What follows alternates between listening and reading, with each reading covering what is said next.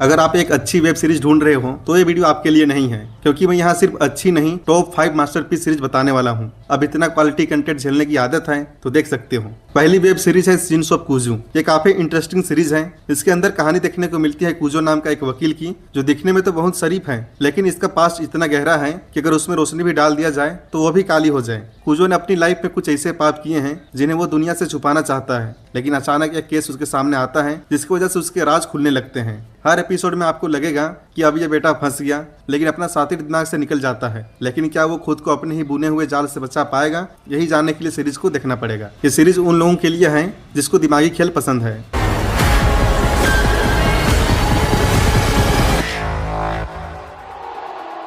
Something very bad is going to happen. यह psychological horror suspense series है। इसका नाम सुनकर ही डर वाला माहौल बन रहा है। कहानी एक शादी के बीच सेट है जहां पर लगता है कि कुछ ना कुछ भयानक होने वाला है, जिसे देख आपका दिल बैठने लगेगा। ये कोई नॉर्मल फैमिली ड्रामा सीरीज नहीं है, ये हॉरर और साइकोलॉजिकल थ्रिलर का मिक्स है। शादी का घर धीरे धीरे एक डेथ ट्रैप बन जाता है। हर कदम पर लगेगा बस अब तो ये गया। इसकी सबसे बड़ी खासियत इसका माहौल है। आपको डराती नहीं बल्कि आपको बेचैन करती है। अगर आपका कोई ऐसा दोस्त है जिसको हॉरर का नाम सुनते ही फट जाती है तो उस भड़वे को एक बार जरूर दिखा देना, हमेशा के लिए तुमसे दूरी बना लेगा। मस्त वो सीरीज है, एक बार जरूर देखना। तीसरी वेब सीरीज देखो तुम, दैट नाइट। 3 बहनों की कहानी है। तीनों का पास्ट थोड़ा टूटा फूटा है, पर फिलहाल बॉन्डिंग एकदम फेविकॉल वाली है। ये तीनों वेकेशन मनाने के लिए एक आइलैंड पर जाती है, लेकिन भाई इनकी किस्मत में लिखा होता है कुछ और। छोटी बहन से गलती से एक्सीडेंट हो जाता है एंड उस एक्सीडेंट में एक पुलिस वाले की मौत हो जाती है। बस यहाँ से इस सीरीज के अंदर इनकी जिंदगी में ट्विस्ट आना शुरू होता है कि एक्चुअली में मर्डर किसका हुआ है और अपने आप को बचाने के लिए क्या क्या करते हैं, ये आपको देखना पड़ेगा। सीरीज नेटफ्लिक्स पर अवेलेबल है हिंदी में। अगली वेब सीरीज देखो तुम, एजेंट फ्रॉम अबव। ये थोड़ा फैंटेसी एडवेंचर टाइप की सीरीज है।